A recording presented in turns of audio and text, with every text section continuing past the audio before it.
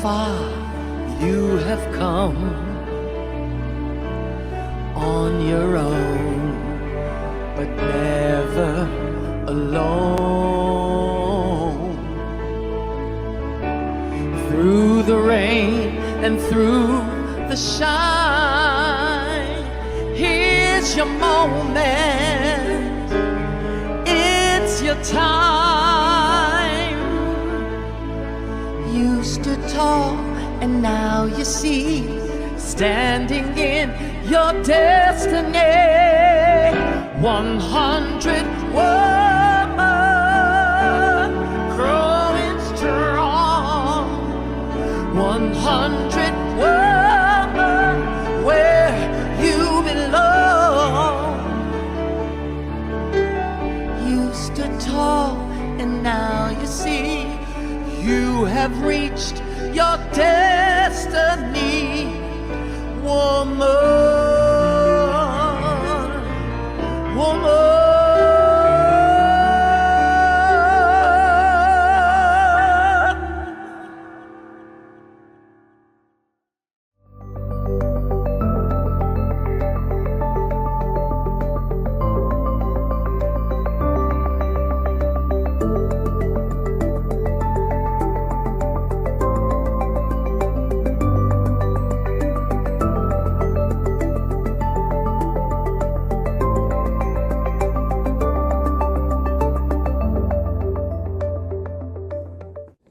As people of African descent, we offer this land recognition in solidarity with the indigenous peoples of Turtle Island in the efforts and deliberate intentions toward decolonization.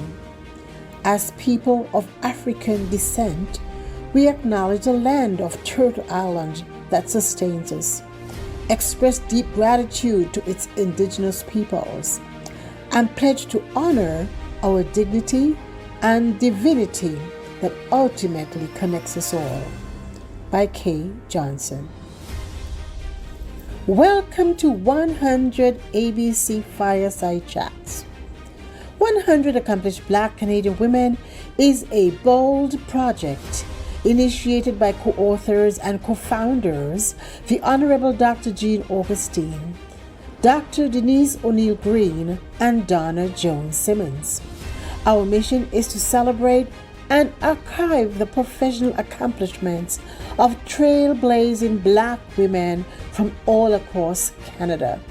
The goal is to create an ever-expanding database available for current and future generations via print media, public and private libraries, as well as our website, which is www.100abcwomen.ca.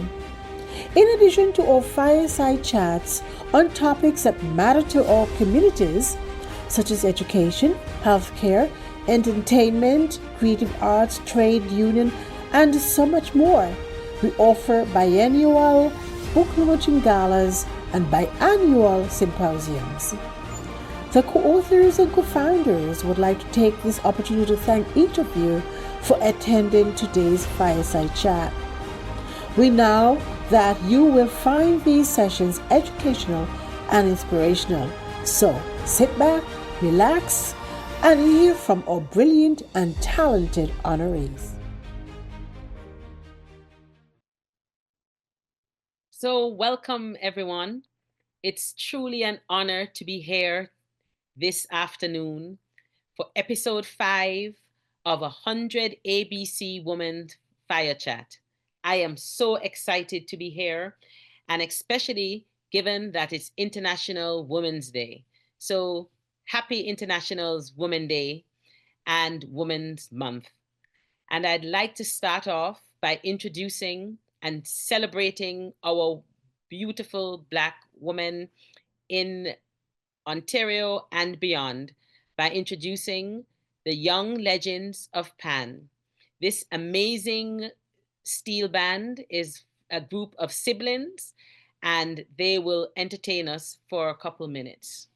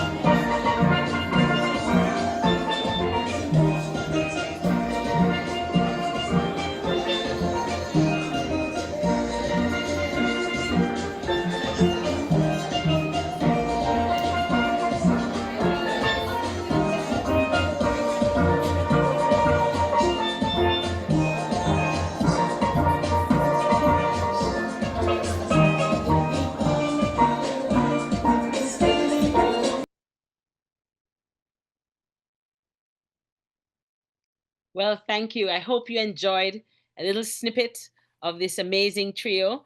I may be slightly biased since I had something to do with birthing the three members there.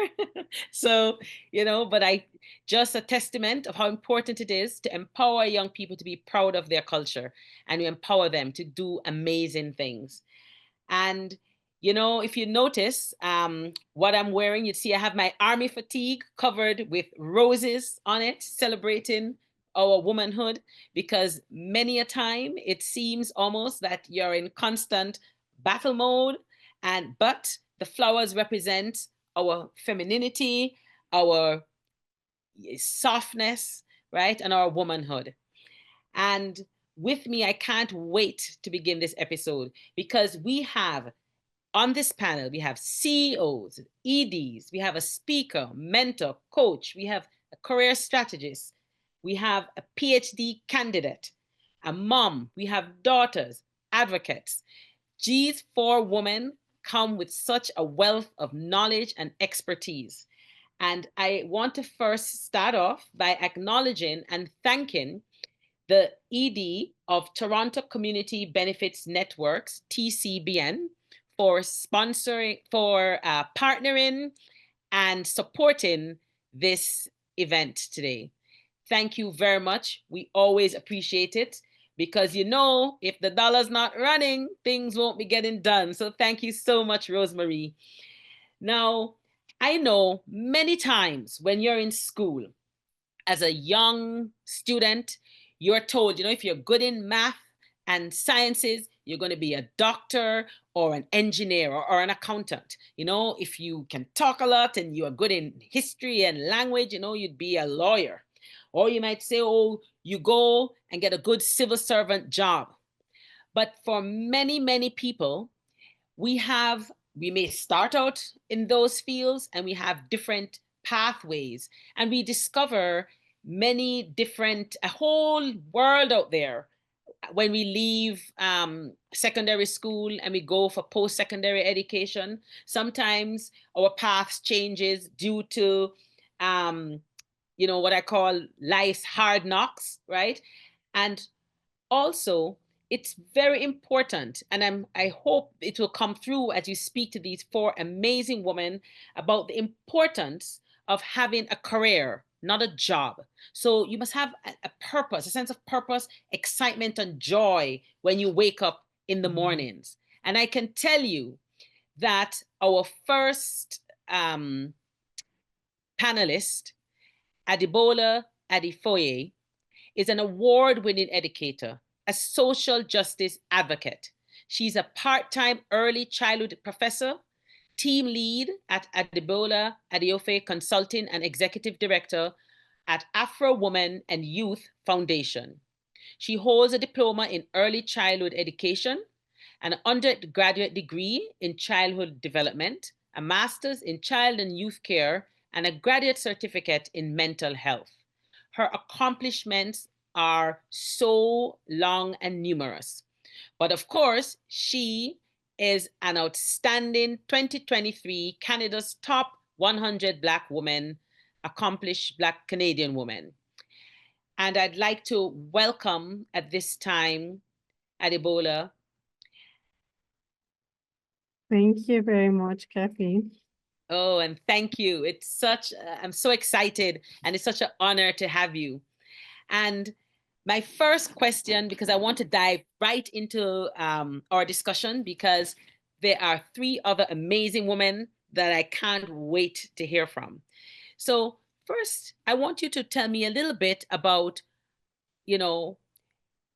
or actually, if you could help me understand how low representation of racialized women in academia as an early childhood education faculty member, how are you navigating this career path, and what advice would you give to an immigrant or racialized woman who is considering teaching in post-secondary? Thank you, Kathy. So when I moved to Canada about 9 years ago, and I started my early childhood education program at Seneca College, one thing I first noticed was that there was no a professor who looked like me. And as I continued in school from diploma, I did my undergrad, did my master's. I didn't have any professor who looked like me until I got into my master's program. So that inspired me to get interest in teaching at post-secondary level.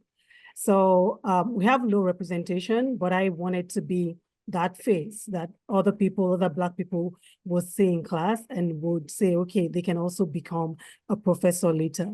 So how I show up in this space, I show up as a competent educator and I continue to self-advocate and I do my best and I continue to develop my professional skills.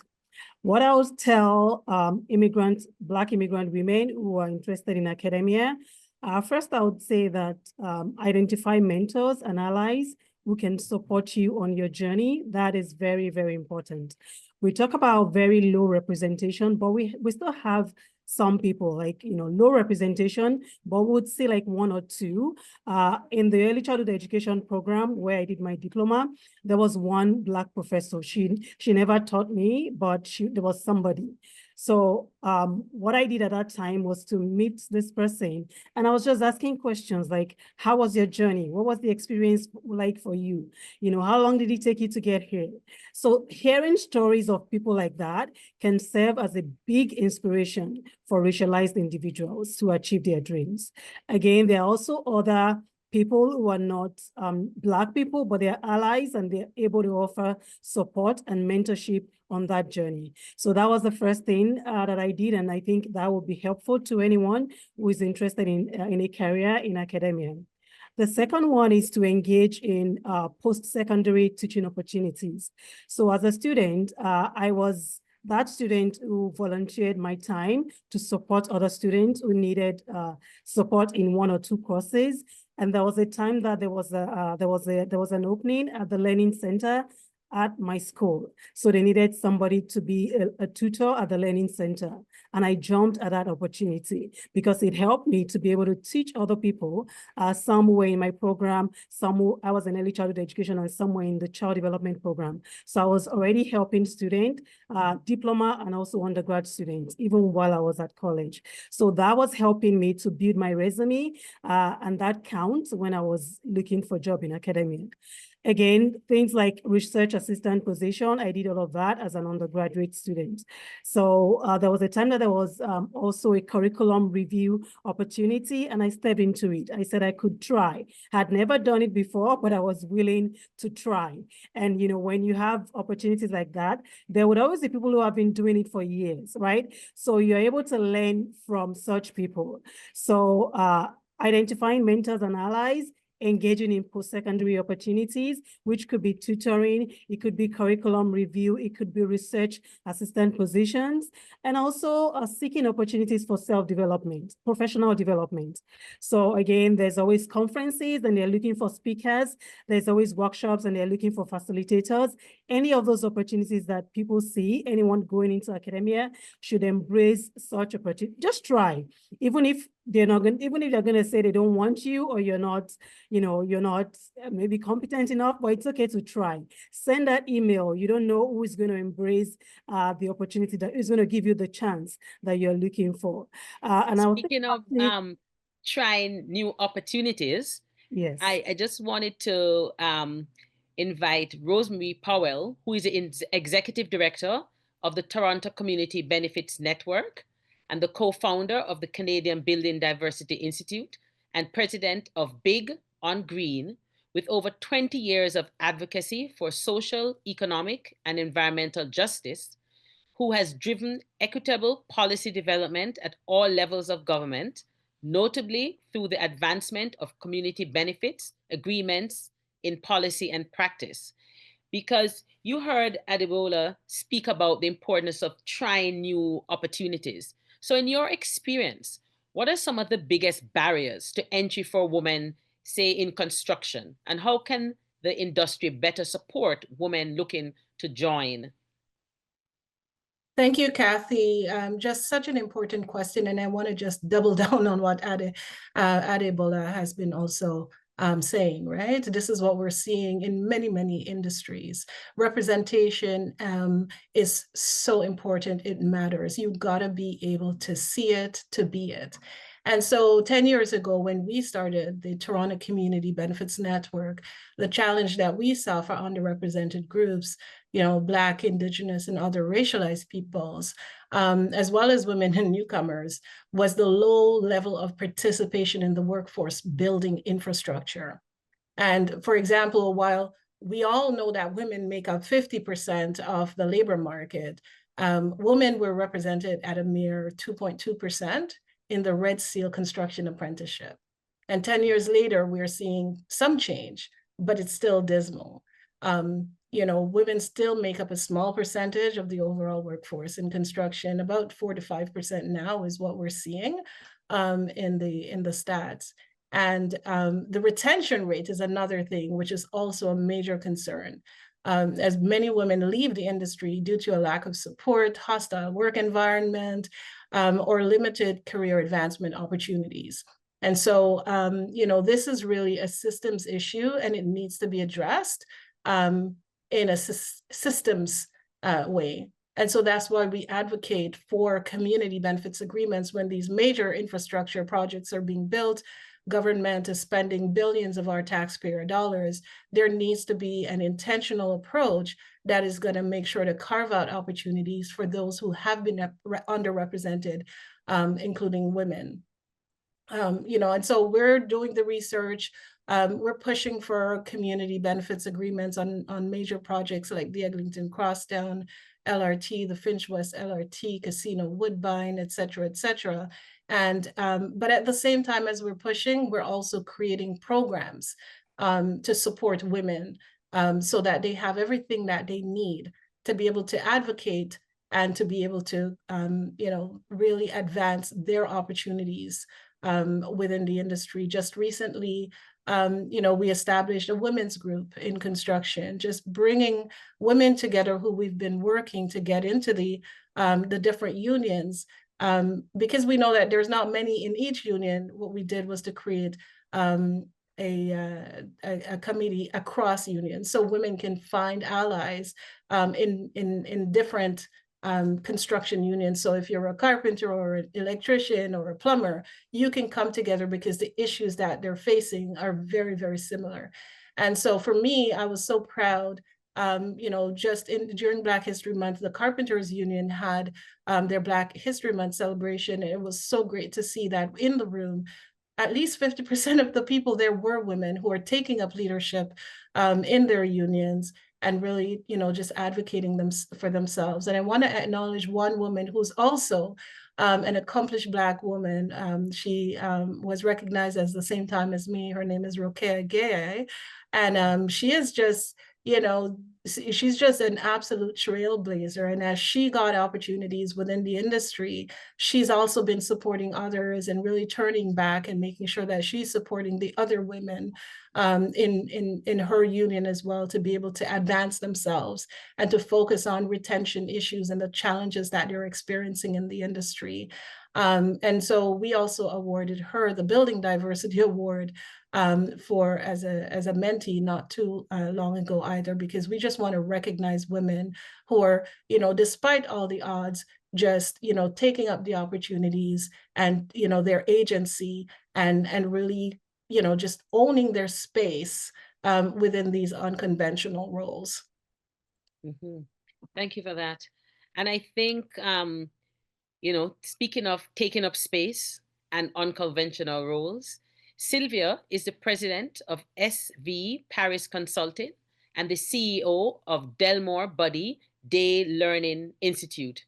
Her work in education, strategic facilitation, and the community is rooted in core Afrocentric principles. Sylvia has a deep passion for family, faith, and community. As the second youngest of 15 children, she learned about caring and being cared for. She has been inspired and blessed by many proud Black women in her life. She gives glory to God and believes in giving back and welcoming gifts. And Sylvia, my question to you is, how do you feel your life trajectory has impacted your experience within the African Nova Scotian community? Thank you for the question, and appreciation to the panel who has already spoken. I feel amazing connections with that, so I hope I can jump into spaces, but I've heard that cross-connect. So for me, in terms of the identity marker, Black African Nova Scotian, is specifically honing into being part of the historical African Nova Scotian communities. So for me, 8th generation in Nova Scotia, that trajectory impact, as you've mentioned, in terms of longevity, in terms of the spirituality, which is one of the worldview tenets in terms of being Afrocentric. This thing, you know, we talk about DNA, and so the connections for my family and myself with the number 2 construction, the Black Battalion. My daddy was in that battalion. My connection with the Black Loyalists transition and our migration route into Nova Scotia. So I think all those things, and I say it now, but I also want to acknowledge that it's on reflection. Sometimes we're living in these spaces and things are happening and we don't have the time or have the right space of conversations to acknowledge them at the moment. So some of the things that I speak about now, partially because too, the learning about our history and our heritage had to come in our kind of own agency to seek that out. It wasn't in the public school system per se. So we're reflecting on things. So the trajectory, like of needing to support each other, to rely on each other, to as a phrase of Her Honor Mayanne E. Francis had said to us, lift as you climb. Those were things actually we were living, right? We're naming them now more succinctly, but we were living in those times. And so what my journey through as a public school teacher, as someone who worked in government and policy and curriculum, and now where I'm at in this institute that has its tag, Excellence in Afrocentric Education and Research. I feel like it's almost like I was kind of walking that path in an intentional journey, but it didn't have a specific plan. As I said, I walk as a woman in faith as well. So when things come in front of me, I hope that I know that can tell like when to take them up. So coming into where we're at now and the things that we do around education, I know that it's informed by what I didn't see in the public school system, what my children didn't see, and unfortunately what some of my grandchildren are not seeing now, is our real, authentic, full history of ourselves and the valuing of our heritage and our ways of doing in terms of community, African Nova Scotian historical communities, and African Canadian communities and Black communities more broadly. And the research, and we said a bit about research, there's so much research now that we do and contribute to and how we do things in the system. Participatory action research is the way we do things, centering community voices. And so I had heard about the community benefits. I don't know if Carol Ann Wright was in Toronto around the same time some of those things were happening, but you do a jurisdictional scan and you see what's happening. And so we please be able to learn from other folks who are leading. So when we come in to give advice in different areas, we're able to bring forward some of the things that has been already talked about, that we need to go at things in terms of not just asking people for their opinion and consulting, but also when you're doing those build spaces that you hire within that community, right? And that's contributes. So kind of learning in that. And as in the public and post-secondary institutions, again, it's like centering the voice. It's supporting representation. We have a program now, we're working with Acadia University to have a pathway for teachers. And the way that we're evolving that is that we're building from the strengths of individuals who are in the public school system under various job areas who identify as African descent. And we're supporting them, in this case, to get a teaching degree at elementary level. So there's, the entwine of, someone said something I was at recently, that the personal is the small p, political, right? So in our lives, we embrace that, and that is a normative way for us to engage as community. And I think the last thing I'll say before I get off the podium, as they say, is I think the way that Black women specifically gather and support each other goes beyond this word sometimes that we attach with networking. So I want to value what was said about the networking and the mentoring and supporting each other. But I also want to highlight the uniqueness about how we do that for each other. Yeah, absolutely. Mm-hmm. And you know, it's almost ironic that you think of Black teachers as a unconventional job, because when you look at the woeful lack of Black teachers that are in classrooms, the lack of representation for students, you know, and you talk about living in the time, Sylvia, and learning about our heritage. And I think these are very important, because whether you are a Black Nova Scotian, or you are African or Caribbean immigrant, or first and second generation child, I think it's these kind of stories, and the understanding of our heritage and learning about our history, our contributions to Canada, helps to create confidence in young Black women and men, which would lead to confident Black women. And I'd like to bring up my next panelist, Cecile Peterkin, who is a confidence coach for women in leadership, a corporate mentor, and a career strategist. She's also the founder and chief transformation strategist at the Leadership Coaching Center. So, welcome, Cecile, because I just think, you know, when I look at the kids playing the steel pan, I see confidence. And I think that confidence comes from understanding your history and being proud of your culture. So, first of all, I want you to tell me a bit about what is your role as chief transformation strategist.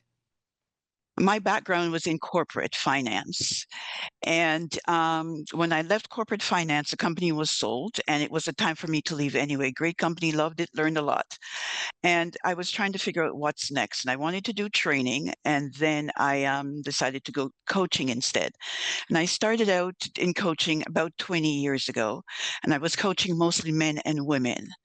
And I realized, oh, the men, very easy to coach, more confident. They don't question things. They just go ahead and get things done. And I realized that women, very smart, know what they're doing, but they're just so afraid to step forward. And the pandemic was what actually pushed me even further to actually pivot and just work with mostly women, and came up with the transformative leadership. And what I realized was, it wasn't a lack of knowledge. It was really the lack of confidence. Women tend to need to know everything from A to Z, and not too many women are strategic thinkers. So they don't know, from going A to Z, they don't know where to stop in the middle and figure things out. And so they're selling themselves short. They don't speak up in meetings. They want to be part of the C-suite, but they're not presenting themselves as part of, how can I be part of the C-suite? And that's when I decided that's what I need to do. Build their confidence, and then help them to transform and pivot into whatever they want to do. And part of it as well, too, I figure it's a lack of how they're socialized. They're not socialized in, like we were discussing earlier, when Black women get together, like we really talk and help each other and come up with ideas. But it's not all culture that do that, and it's not all age group that does that. I think it comes with a level of confidence when you get to a certain age, because then you realize whatever you're about to say, you're knowledgeable about it. You don't feel that you don't know what you're talking about. And I think that's part of the issue with women as well. And like now we're in International Women's Day, and every year I always research to see what the theme is and what the World Economic Organization is saying. And this year they said that for parity between men and women, it will, if we continue on the route we're on right now, it will take until 2058 to reach parity. That's 133 years. Now, how do we prepare our young ones so they're not falling into that pattern? Because when we look at it, we won't be alive. There's a lot of people behind us even won't be alive for 133 years. And these are the reasons why, because I've always researched to see where it's at, and spoken at a number of International Women's Day benefits, just to show women how much they are valued. And in 2022, part of my speech was actually letting women realize, because that was during COVID. And during COVID, $850 billion was lost in the world economy because women were the ones, if they're married or whatever it is, or if they're single, they're the ones who had to leave their office in order to work from home. And in working from home, they're also schooling their kids. They're still looking after everything else. Now, $850 billion is a lot of money. That's also money that's also included where people were living better lives as well. Couples are taking better vacation because the wife is also earning. Kids are going to private school, or kids are doing extra things and they're traveling. But women do not realize the contribution that they have to their family and also to the company they're working for and to the economy. And that is because we just sit back and we don't make ourselves be known. We don't talk about what we do. We don't talk about what we have achieved or what we have accomplished. And we also criticize other women when they say, well, this is what I've done. It's like, oh, geez, she's showing off again. And in order for us not to have our kids waiting until they're till 2158, if they're even still alive, I feel it's up to women to unite and come together and work better together, because we don't as women. And I when I'm working with my clients, I says, I'm working with you to teach you how to get to the next level. In your job or whatever you're doing, I want you to make sure that you're mentoring someone. And that person you're mentoring, you should tell them that they need to mentor someone else, because that's the only way we're going to do it. And that goes for our Black community as well. We have to get out there and we have to talk to our young women. We have to mentor. Mentor is it's very, very, very good for anyone. And I spent a lot of time mentoring young ladies in Regent Park. And I learned a lot from learning about the community. And now when I look around and see what they've accomplished, all because they had a mentor. So it's not like, oh, geez, they live in a marginalized area, they'll never be anything. No, it doesn't work that way. It's about women standing up and making sure we're helping other women. We're not criticizing them because we have made it. And it's no one's fault but ourselves. We can't say the men are keeping us back, because they're not. They really, in my corporate world, I didn't see them keeping anyone back at all. Because as a Black woman, I was a senior manager and I was on the executive team. So there we go. It's like no man was actually keeping me back to say, oh, sit down, shut up, you're a little Black woman. No, it wasn't. Because my father is the one who taught me to be who I am today. And that's what he always talked about, how powerful women were, but we don't know how powerful we are. And something he always said, which I always tell my clients, he says, women can live without men, but men cannot live without women based on all the things we bring to a family. The organization. And, something he mentioned, he goes, growing up, my mother, it's like she looked after all the finance. He said, your grandmother, she's a tiny little thing, but she looked after all the finance. And he said, in most homes, it's a lot of women who do that. Because he said it's just easier. It's about the nurturing. It's about the intuitiveness. It's about the camaraderie. It's about community. And he said, that's what women are all about. And God rest his soul. He seemed to be right. Because there are a lot of things happening now where, because we're not coming together as a community, is a lot of things that's not getting done. And so in honor of him, that's what I'm trying to do. Thank you so much for that, Cecile. So, I'll ask Rosemary in terms of, because Cecile, you gave us some dismal, sad statistics regarding job parity.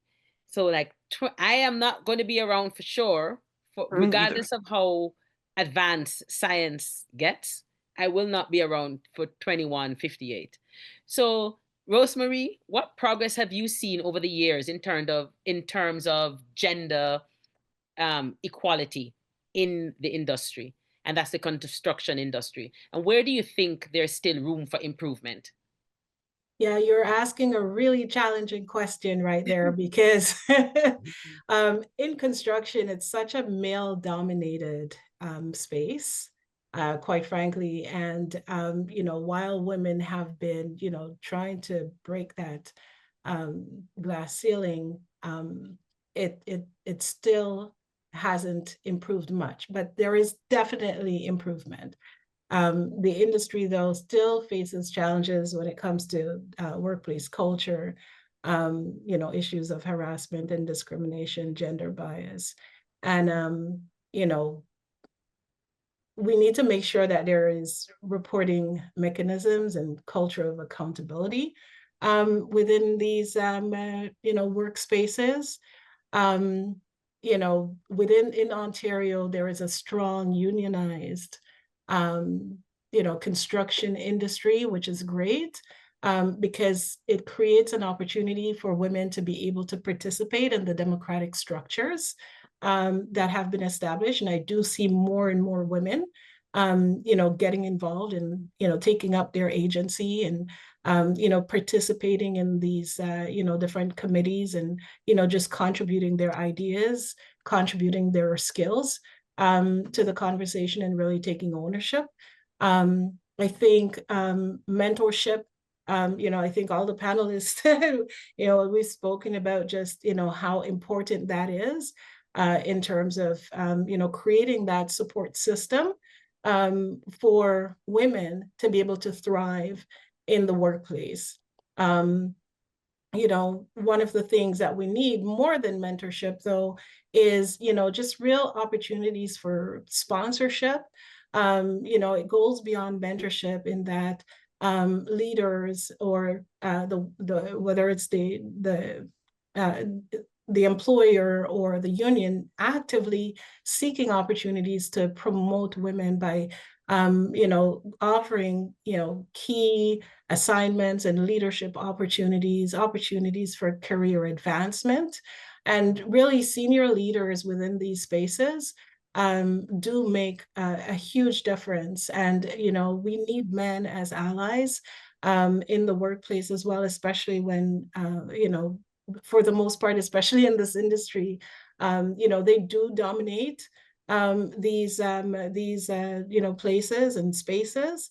And so, we do need men as allies to also support and sponsor women. But where there are opportunities for women to also mentor other women, those kind of formal mentorship networks really need to be created in order to support women, to guide them in their career development. So, this is the kind of things that we are kind of looking at and trying to advance and to put real, financial resources and energy into at the Toronto Community Benefits Network, which is a network of over 120 member organizations and groups, and now 13 of the largest construction unions within, Canada in general.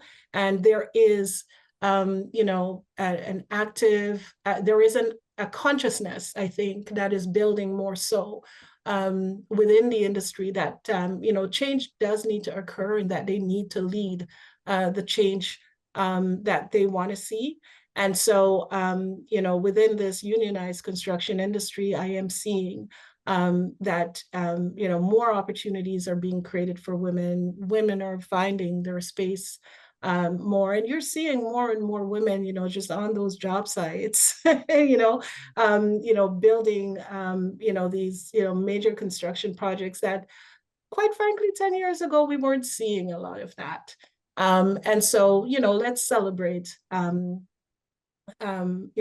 progress when we see it, but I'm not gonna, sugarcoat it in that a lot more still needs to be done. And that's why we need intentional targets in community benefits agreements on these major projects that is going to, create those intentional opportunities and create a plan and a process for how this is going to happen on a more in a more streamlined way and at a larger scale.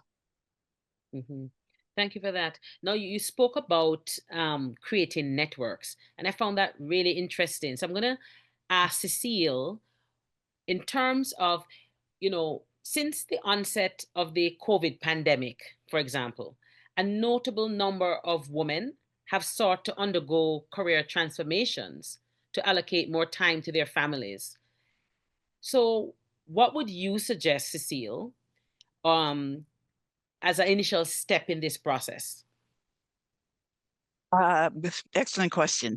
Great question. I love it because I worked with someone who um, she wanted to she wanted to start her own business, and the first thing I always start off with is, are you married? Yes. Do you have kids? Yes.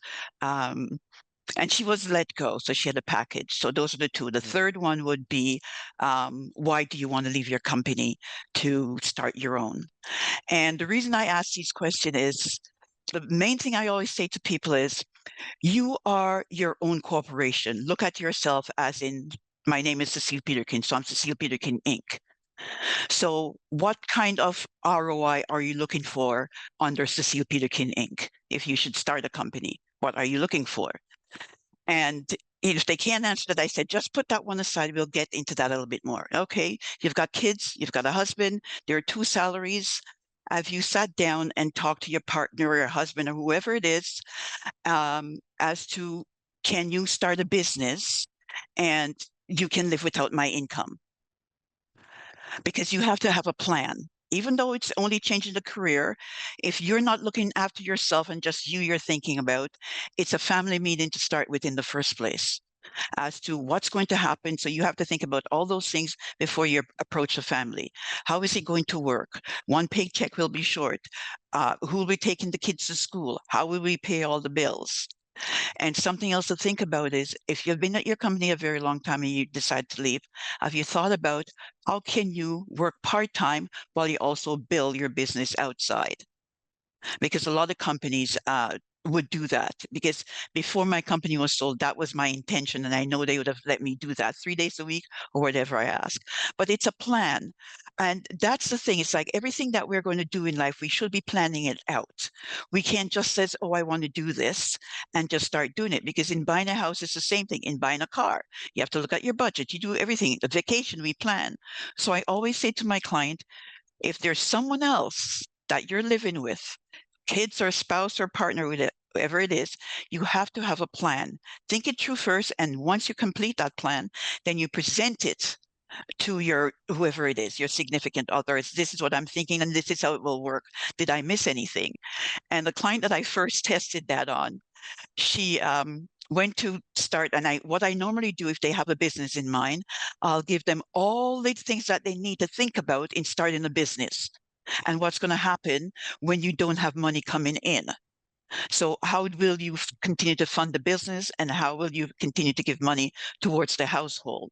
And when she went home with all the things that I gave her, she called me back. I said, take 3 weeks.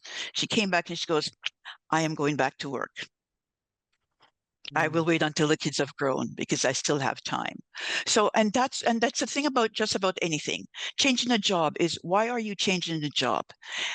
Should you be really looking for a new job, or can you go and speak to your president or whoever it is that you report to, a leader, that to say, I am bored in this position. And this is where I'm saying the strategic thinking comes into play. It's like, start thinking strategically. You've been in the company for a while. Things are changing. Things are getting done. What can you contribute to that? Instead of saying, I'm bored of doing what I'm doing. You cannot expect someone else you've hired to do a job that you're doing, and suddenly you're bored, but you haven't think of anything to change up that job. Because the saying is, if you're doing the same job after 5 years, you're not hireable at a different company because you haven't learned anything. So you have to make sure you're the one, it's about you. So you have to make sure you're the one that's approaching the person who is doing your performance appraisal review. Speak to that person as well. What do I need to do? What courses can I take to get from A to B to C to D? Because that's D's where I want to end up before I leave this company. So it's really advocating for yourself, because working hard does not give you a promotion, because you're just taking up space. Because if you're working hard, that simply means you're not strategically thinking how to make yourself work, easier. So it's not a good thing to say I'm a hard worker. It's just looking around to see what's going before you make that decision. Absolutely. Thank you for that, Cecile. Because, growing up in Jamaica, we're always told self-praise is no recommendation. and you figure, oh, you just work hard and people are going to see your worth. And you come to North America and you realize you actually have to advocate for yourself. And I think that's such an important point that you raised. And so, Sylvia, so I'm a woman. I want to start my business. I have gone and seen Cecile at her consulting strategic company. I have taken advice from Adebola, from Sylvia, well, I should say from yourself, from Rosemary, and I have networked. Now, you, as a Black woman, Sylvia, leading a Black-led, Black-run, Black-mandated organization, I like to call those the 3Bs. What has been the bouquets and the thorns in your CEO life? Yeah, thank you for the question. You know, the bouquets, one of the huge bouquets is this, that we're amongst ourselves, right? And so there's a piece that is not weighing on us because we're not on the same page. We're not monolithic. I'm not trying to say that, but the issues that we would encounter in terms of working in an institution with dominant culture, Eurocentric, white naming, however folks do it, we don't have that weight on us to how we interact and how we are able to work together. So that is a big thing. The kind of thorn that might be in it is that sometimes when folks come to us for advice or to consult, they are trying to narrow us into speaking for everyone. And we don't speak for everyone. As I said, our communities, Black women, we're not monolithic. We can tell you trends, particularly, again, we could have, done quantitative and qualitative research. We can tell you trends and a big issue, and we can tell you lived experience that people bring into that space, right? And so there's this push and pull on that in terms of trying to work with folks and create spaces that address gaps. And just in these conversations, I was thinking about, like, for me, in terms of kind of the networking approach, is that I try to be in as many places as I can because I want to be accessible to people. I want it to be easy for them to see me and to know me and to tell me about themselves. Because again, I want to bring a word in that was gifted to us in community many years ago from her Honor May Ann Francis, this idea about being a godparent, right? And so when I hear about you who are networking with me and tell me about yourself, because I get the opportunity to be in spaces, I can share your name. And maybe I can also bring you with you, which would be kind of a sponsor way. But let's say I can't, but I can share your name, and hopefully that can grow into something. You probably will never know, or may never know, that I was the one who mentioned your name. And in the spirit of our value of Ubuntu, where we see reciprocity of success, in the importance of being human with each other, that's what's important. I just want to be a conduit, a facilitator for success, because as we've heard here so many times, people undervalue what they have, right?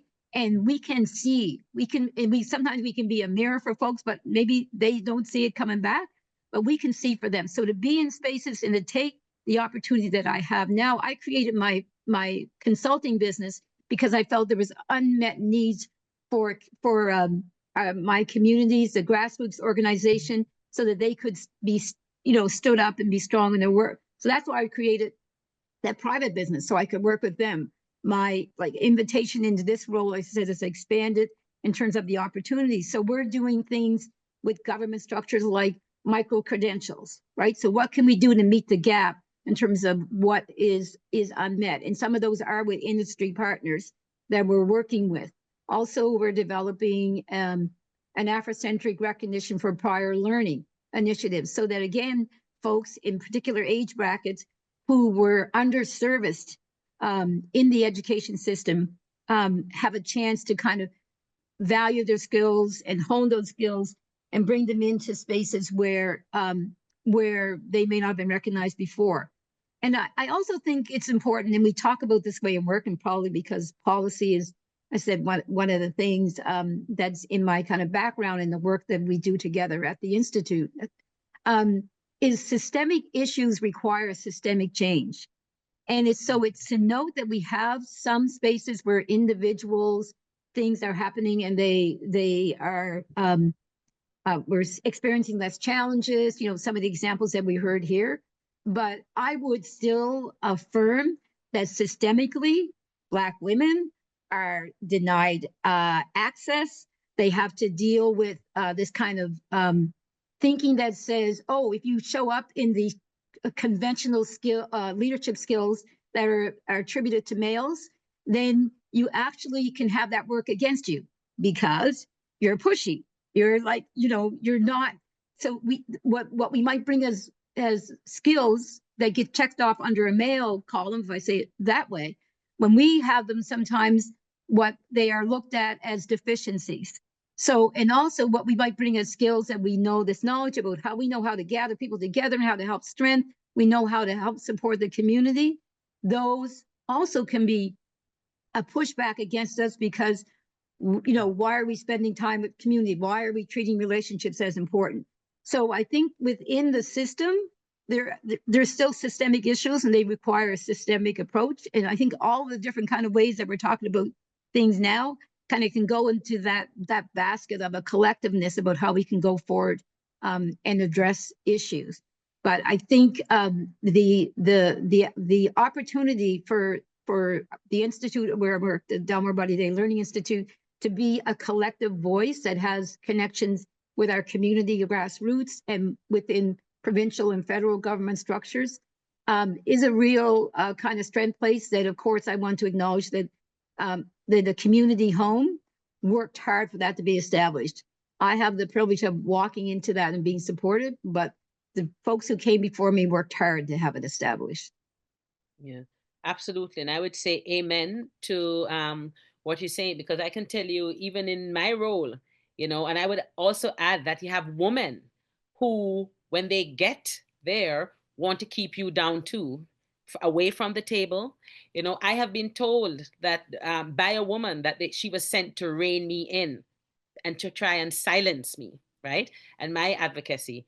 And, Adebola, I think when I listen to all these amazing women speak about their non-conventional roles, I think there's an element in each job, each career, as Black women, a social justice angle, a component to just existing in your career. And as you, as a social impact leader, what are the key challenges that you face, and how do you recommend that we overcome them? Thank you, Kathy. So when I started the Afro Women and Youth Foundation 5 years ago in Toronto, the biggest challenge, which we still face up till now, however, things have changed a little bit over the years, is limited access to funding. So we didn't have, although we had done the needs assessment, we saw that there was need in the community. We had a team that we had developed to, support and start the work, but there was no funding. And even when we started the work, we were still looking for money and we couldn't get money. So that was a lot of emotional labor for someone like me, a racialized woman, immigrant, mom of 3, a student at the college, and trying to help people in my community. So the other one I would say was also lack of mentorship, because at that time, everybody that I reached out to were also Black women, also navigating the challenges of funding, right? Also executive directors of nonprofit, and also looking for the same thing that I was looking for. So I'll get people to say, oh, I can get on the call with you tomorrow, and then we'll talk. And some of them shared some resources, but there was no ongoing support at that time. In terms of how I navigated the challenges, or how I continue to navigate it, and what I'll recommend is building networks and collaborations. On this call, the panelists have shared a lot about the importance of mentorship, and that is very, very important, building networks and collaborations, because when we didn't have space, at some point we were able to have a shared space with another organization. And that way we were able to still deliver programs. We were able to still have those workshops and, days of sharing clothing items and, a few other things for Black women who are newcomers, even though we didn't have funding. Another thing that helped us to do was to collaborate on some grant applications. So there's another organization also looking for money, but they're bigger, right? And they have, they've gotten some credibility, they've managed money before, and they could, in a way, put us on their application. So there was also this trustship relationship whereby they can help us with some application and get money on behalf of our organization and disburse the funds to us to be able to deliver our programs at that time. So I think most importantly, I reminded myself a lot that it's not a one-day journey. It continues. So it's okay to take a break. It's okay to practice self-care. It's okay to be grateful. We didn't have space, we didn't have funding, but we had things happening. So I was on campus and I would do clothing drive and move things to the shelter. We had families who were moving and needed to donate their furniture. And we were connecting newcomer families to the families who were moving and wanted to donate their items. So at some point I was just making a list of the things that we were doing. We didn't have money, but we were doing great things, impacting lives. So again, I would say that building networks and collaborating, very important. Seeking mentorship, it's not always available, like maybe not enough of what we want, but at least there will still be some people who are willing to support and provide some guidance in that journey.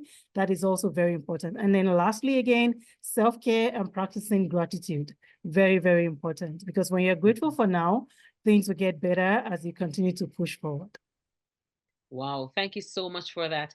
And it's unbelievable that the time has just flown by. But before I open up the floor to questions from our listeners, I would like to ask each of you if you could, considering this is International Women's Day, and speaking of mentorship, I want you to speak to your young self, right? To our young listeners listening. And if you could give advice in just like 1 minute to a young person who is struggling to find what their career path, what advice would you give to them? So first I'll start with Rosemary, Cecile, Sylvia, then Adebola. What I would say to my young self. So I am not a construction worker myself, and yet here I am working in this field. And so, every talent that you have is something that could be applied to the construction industry.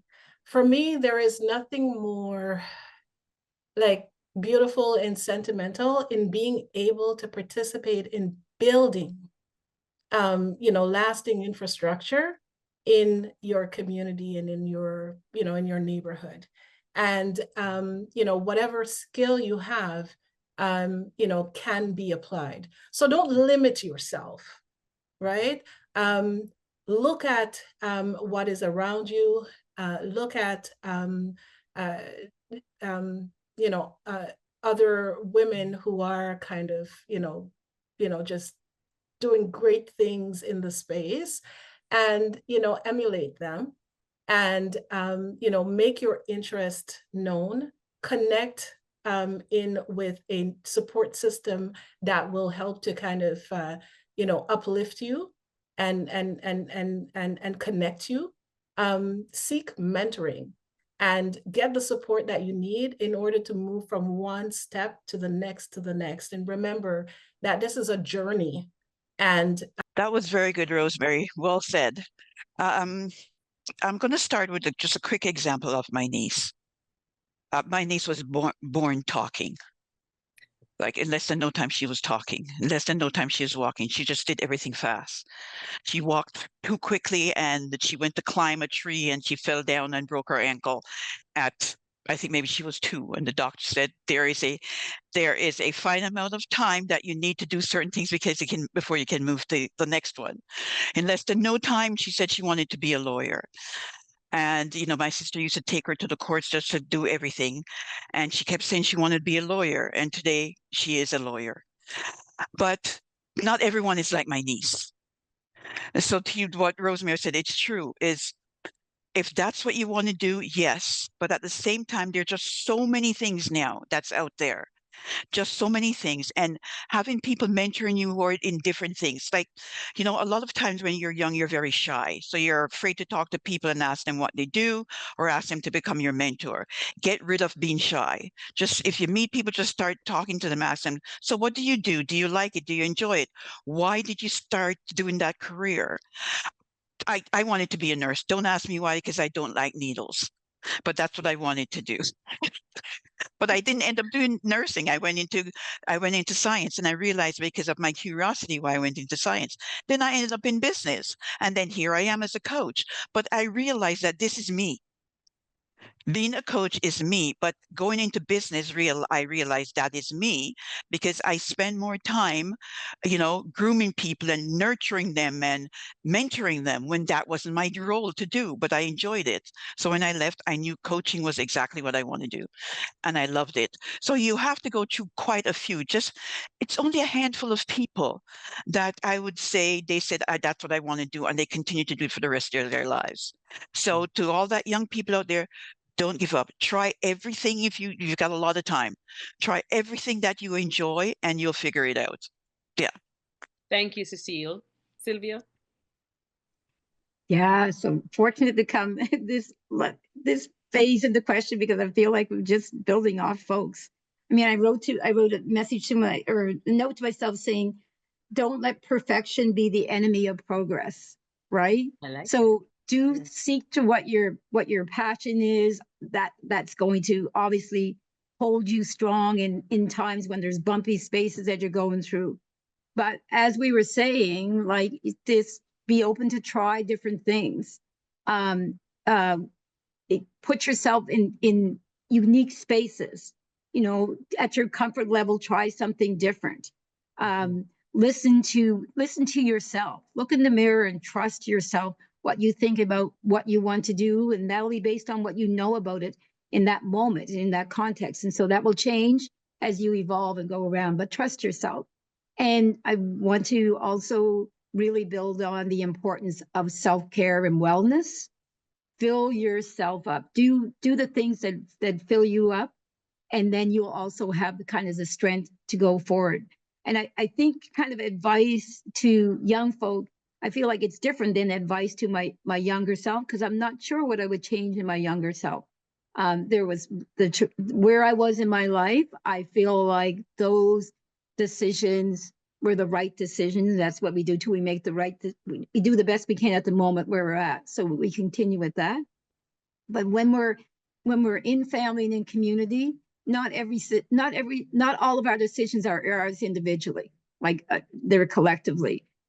So there's part of this is like being, as I said, being open, being alert to what might be placed in front of us, and be thinking about how that might help you in the decision going forward. But always champion yourself, fill yourself up with self-care, focus on wellness, and just keep going ahead in the journey.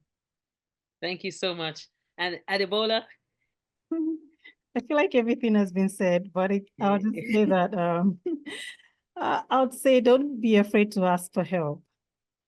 It is very, very important. I didn't know how to do that for many years, and I saw that I was losing a lot. So it's important that young people know how to seek help when it is needed. And even when you don't get the help that you need, just keep asking, because you don't know when it's going to be a yes from someone. Great. Thank you so much. So my young queens listening, remember, don't limit yourself. Every skill can be applied. There are so many opportunities out there for you. Just start talking. Don't let perfection be the enemy of progress, and don't be afraid to ask for help. Wow. Well, ladies, this has been an amazing time. And now I'm going to look for questions from the listeners. And I see one in the chat, and this is for you, Cecile. Can anyone tap into you about being coached? How many of us don't know where to go? You're on mute. Sorry. Oh, I already responded to that one. Okay. Oh, Yeah, sorry. that's okay. This, and we had another question here.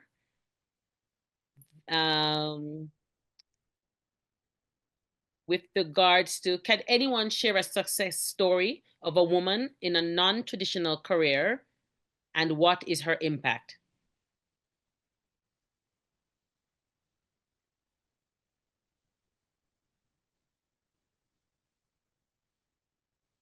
Just can you think of a totally, well, we spoke about construction and we don't see women in it, but does anybody have a story about like a totally Well, there are so many stories that we're seeing as we're kind of, just building the community benefits movement in construction. There are so many women who are leading. I don't know exactly where to go, but I spoke to you about Rokea. Like she is killing it. So that woman will jump from a helicopter, right? And you see her like climbing the highest buildings as a scaffolder. But also in our union, she's moved up from one level to the next, and now, she is one of the, key leaders within the Carpenters Union, who is also working to bring other women in the industry. Angela in the chat shared about Natasha Callender, who I know very well and admire. Her father, Stephen Callender, is the secretary treasurer at the Toronto Community Benefits Network board of directors, and Natasha has taken over that. We do not get a lot of information about how Black people have led and built infrastructure in our country. Like just it's silence. But if you see the work that that Bass Installation has done, and also under the leadership before she became the new CEO, she was there kind of like, steering a lot of that incredible work. And many of those tall glass tower buildings that you see downtown, including that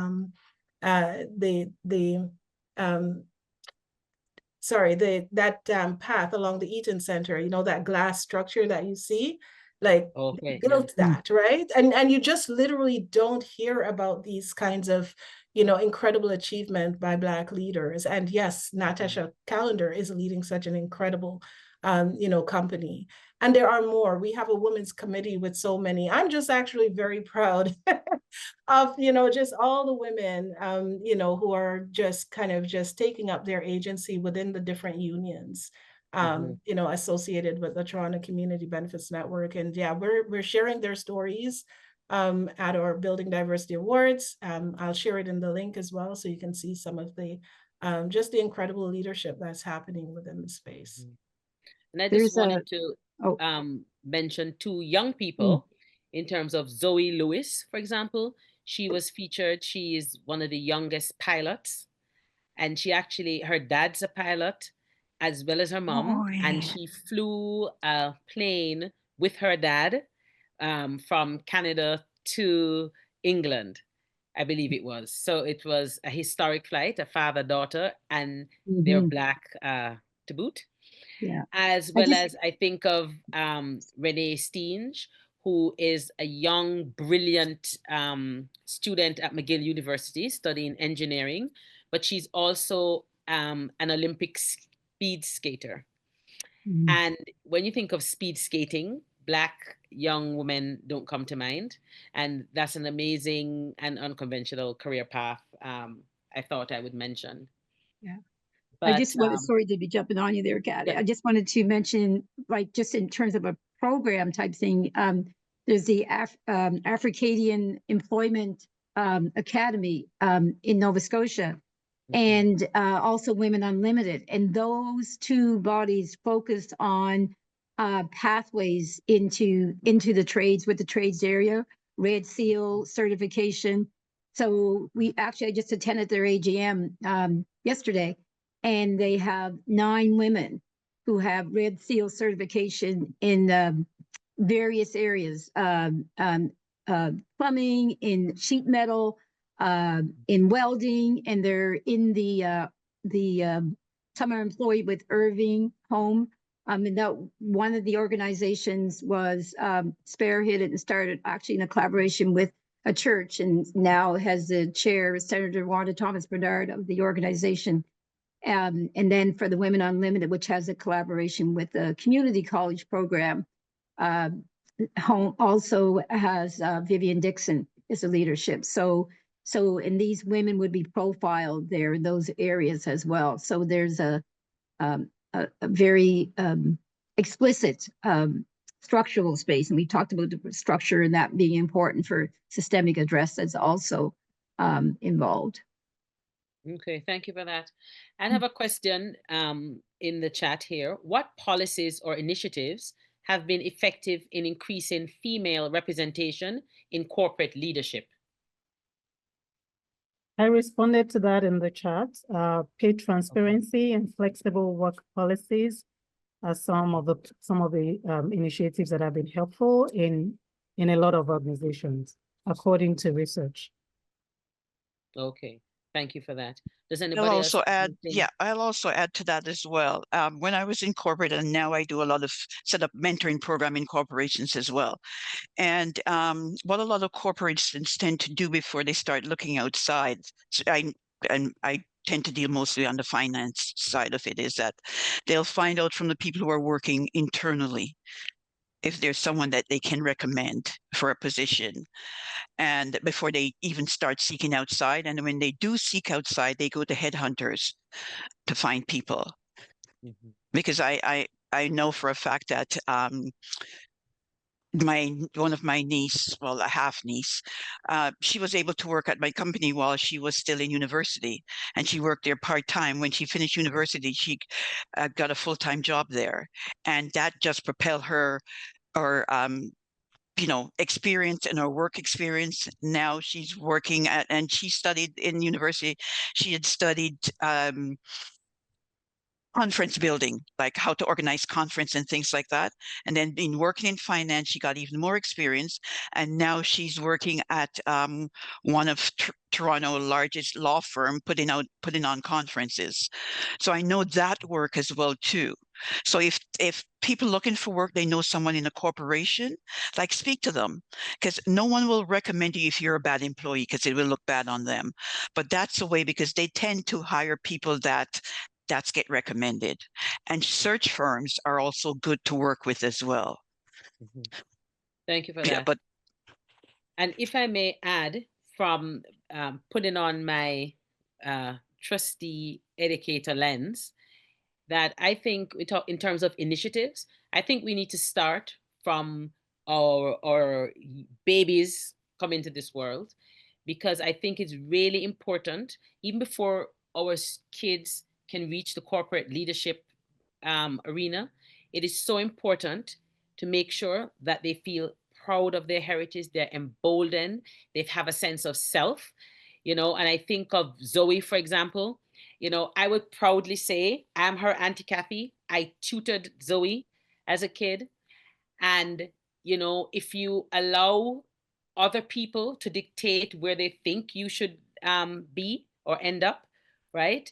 She perhaps probably would not be that pilot if she had followed advice that she was given from schools. I think initiatives, our community, and I think as a Black community, we have to get back together, building that sense of community, building up our young people, right? It is so important, because I remember when her older sister once went to school and was telling a staff member that she couldn't get a permission form signed because both her parents were pilots and they were out of the island. They were told, oh, you mean they are an air stewardess, right? So we have a lot of these early onset in systems that are there to keep our brilliant, beautiful children down. So I think it starts in terms of initiatives, looking at from we enter educational institutions. I just wanted to add that lens and sort of take it back many, many years no, before. it's perfect. It still goes on now, Yeah. because that happened with my niece, and then mostly my niece, because she was a little bit rambunctious. Yeah. But yes, Yeah. she just it odd. I shouldn't call her odd, but here it was that she was fluent in French and English. French didn't speak at home, but she was fluent in French and English. But however, they realized that, and the teachers were all excited because they were both in French immersion, and they were all excited. How can she speak it so well? But she couldn't read it very well, and she couldn't read English very well. And my sister said, yeah, but we're reading to both my niece and nephew every night. So what is going on? So anyway, they took her for tests and they realized that she has ADHD and learning disability as well. Well, our family's small. Like I'm the only other sister and I'm the aunt and I have no kids. And then there is the grandfather and the grandmother. So we pull out all the stops and send her into just about every program. In the summer, she went to an ADHD school that teach her how to regulate herself and everything else. Now, when she goes into the regular public school, and she was in a Catholic school, and of course, like you said, that's what they do. They pick on the Black kids and want to streamline them into something else different. And every time they did something, my niece would come home and tell my sister, and everyone went to parent teachers meeting.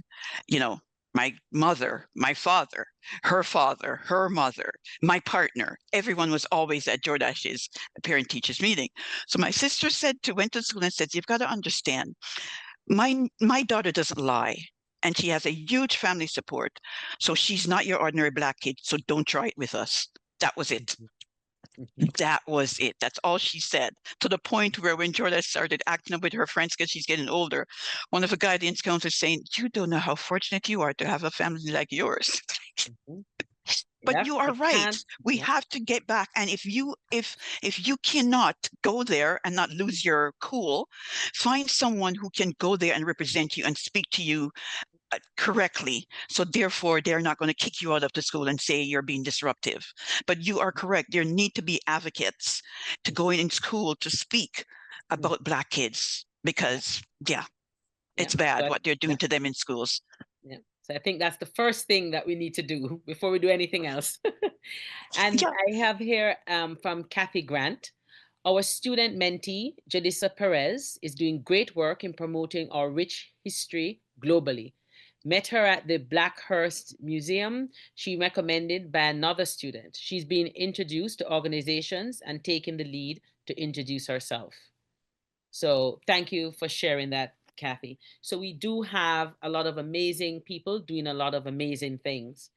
And with that, ladies, it's hard to believe that we have come to the end of our webinar. And I'd just like to thank Adebola Adefeoye, Sylvia Paris, Cecile Peterkin, and Rosemary Powell for such an amazing and insightful discussion. I hope you had as much fun and learned as much as I did from engaging with these 4 brilliant Black women. And until our next webinar, episode 6, please join us again. And thank you for taking the time to be with us today. Thank you all.